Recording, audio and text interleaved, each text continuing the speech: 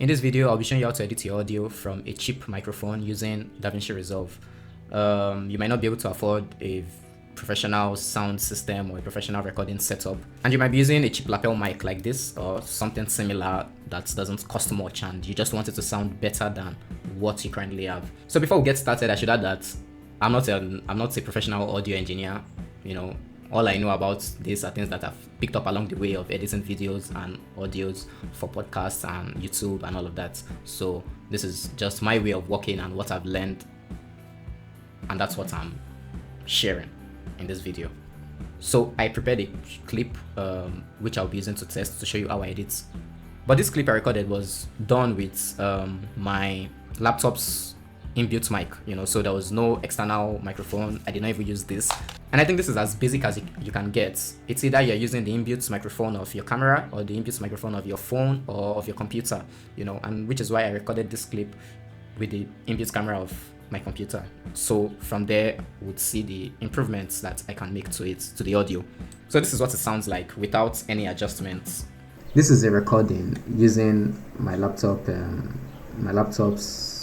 mic, the default mic, the inbuilt mic from the computer. So I have no external microphone connected. Yeah, so that's it without anything added to it, and you can hear like the background noise and how loud it is and all of that. So this is how I edit my videos, or basically audio, especially using Davinci, and everything is done in the Fairlight tab. Now the first thing I do is to normalize the audio levels, and I typically go with -5, but depending on the clip I might raise that or lower that, depending on how noisy or how loud it is, or from what I can see. And then the next thing I do, and this is really the main thing other than the normalizing, this is I go to the effects tab, and I have it here on favorites, but you can just search for it. It's called vocal channel, and that's the effect I use. And all you have to do is come up here and put it on the entire track. So one thing I should point out, it brings this up, but before we get into this, one thing I should point out is you can add it to the clip itself, but if you have multiple clips, in this case I haven't done anything to this, so it's still one file, but while editing you're going to cut things up and you're going to end up with multiple audio clips. And in that case, if you add the vocal channel effect to just the clip, you would have to add it to all the other clips. So you might have maybe about 100 audio clips, and then you have to add it manually to each one, or for each one. But in this case, you just add it to the audio track and every clip that you have here. So let's say, for instance, I go back here and I split this into 3 different files now, and we have sort of this something like this. Right here you can see that you have 3 different files. So if I'm to add the vocal channel effects now, and I add it just to this guy, these other clips won't have that same effect. But in this case I added it to the audio track, and that's why it's there. It works for every audio clip that's on this track. Now I need to edit the track itself, so I'll just bring that up again, and basically the way I edit is I take this up and I bring this down, and I use this to kind of like control how it sounds. And depending on how the clip sounds, I could take this higher and move it to the right or left. So what I'm trying to say is there's no set position that you have to put this in. There's no set position you have to put any of this in.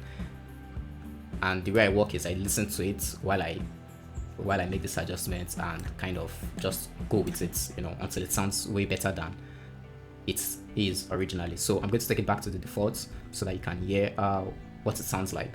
This is a recording using my laptop. Okay, so we have that, and now I'll just make the first adjustments, and just move this down and move that up. And I think the end goal is kind of to make it sound professional, sound like this was recorded in a studio. There I could still make this better, and so maybe increase this more to see what difference that would make. And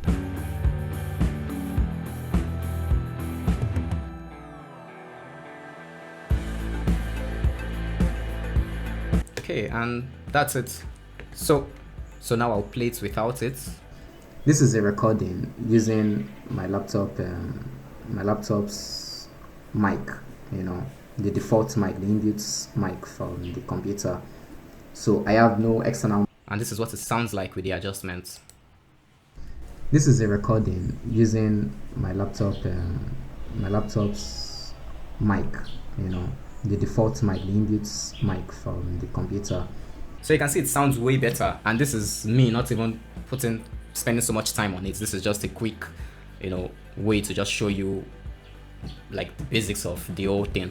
But that's all I do, and because of the fact that I edit a lot of videos, I've actually kind of like just saved my own presets for using this. So that's what I have here. So basically what I do is I load my track, I normalize the clip, and then once I add the vocal channel, I just load up my presets, and then depending on the clip, I could make extra adjustments, move it down, move it up, depending on that. But that's all I do, and it's really straightforward and really easy when you're using a microphone like this.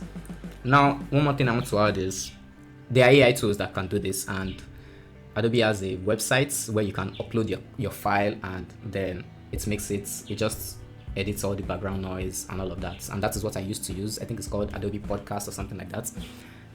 That's what I used to use for my audio files. But then I had some issues using that, and especially when I've cut up the files initially, and at times I get cracks in between,